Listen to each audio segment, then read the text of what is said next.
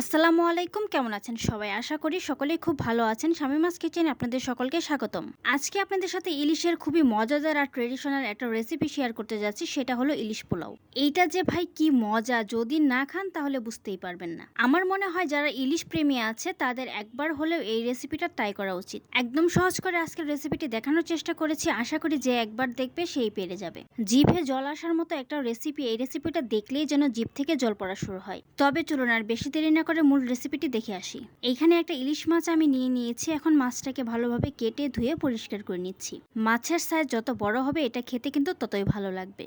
প্রথমে মাছটাকে মেরিনেট করে নিতে হবে, সেজন্য কিছু ইনগ্রেডিয়েন্টস আমি নিয়ে নিচ্ছি 1 চা চামচ লবণ, 1 চা চামচ মরিচের গুঁড়া, 1 চা চামচ জিরার গুঁড়া, 1 চা চামচ ধনিয়ার গুঁড়া, 1 চা চামচ দিয়ে দিচ্ছি কাঁচামরিচ বাটা, 1 চা চামচ রসুন বাটা, 1 চা চামচ আদা বাটা, হাফ কাপ পরিমাণ দিয়ে দিচ্ছি পেঁয়াজ বাটা, হাফ কাপ টক দই আমি দুধ দিয়ে ফাটিয়ে রেখেছিলাম, এখন দিয়ে দিচ্ছি। এইভাবে দুধ দিয়ে দইটা ফাটিয়ে নিলে এটা কিন্তু মিল্ক বাটারের কাজ করবে, এটা খেতে আরো বেশি ভালো লাগবে। সবগুলো উপকরণকে হাত দিয়ে ভালোভাবে মিক্সড করে নিচ্ছি।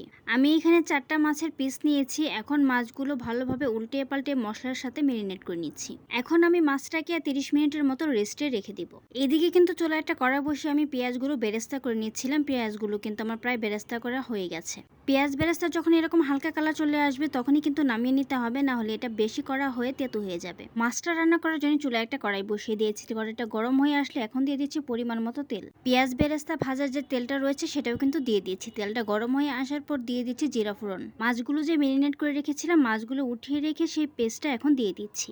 এখন কিছুক্ষণ সময় নেড়ে চেড়ে এই পেস্টটাকে আমি কষিয়ে নিচ্ছি যতক্ষণ না পর্যন্ত এই মশলা থেকে তেলটা ছেড়ে দিচ্ছে। কষাতে কষাতে কিন্তু মশলা থেকে তেলটা ছেড়ে দিয়েছে। এখন মাছগুলো দিয়ে দিচ্ছি। উল্টিয়ে পাল্টিয়ে মশলার সাথে খুব ভালোভাবে আমি 2 মিনিট রান্না করে নিচ্ছি।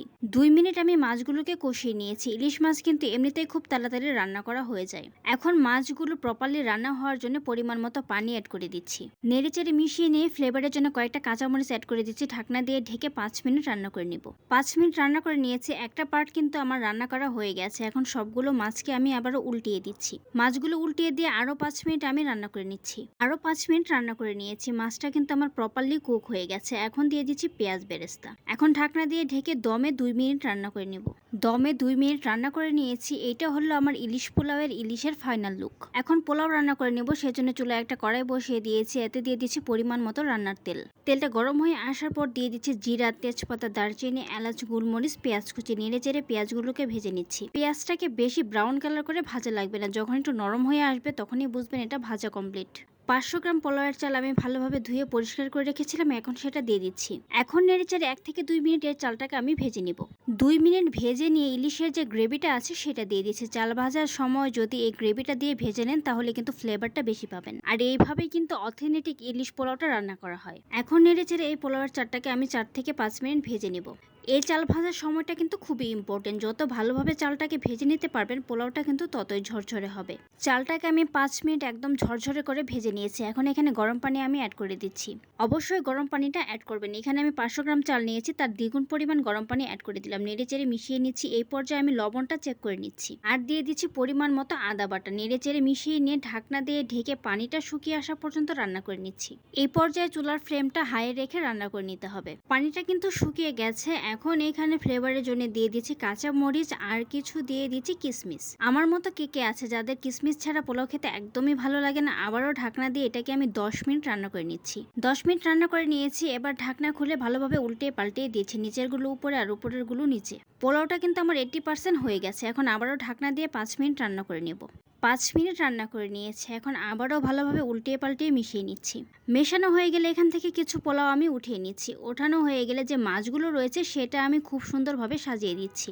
যে পোলাওটা উঠিয়ে রেখেছিলাম এখন সেটা দিয়ে দিচ্ছি। উপর দিয়ে দিয়ে দিচ্ছি পেঁয়াজ বেরেস্তা, 1 চা চামচ দিয়ে দিচ্ছি কেওড়া জল, এতে করে শাহি একটা ফ্লেভার আসবে। এখন ঢাকনা দিয়ে ঢেকে দমে 5 মিনিট রান্না করে নেব। এইভাবে ইলিশ দিয়ে দমে রান্না করলে কিন্তু ইলিশের ফ্লেভারটা খুব সুন্দরভাবে পোলাওয়ের ভেতরে চলে আসে।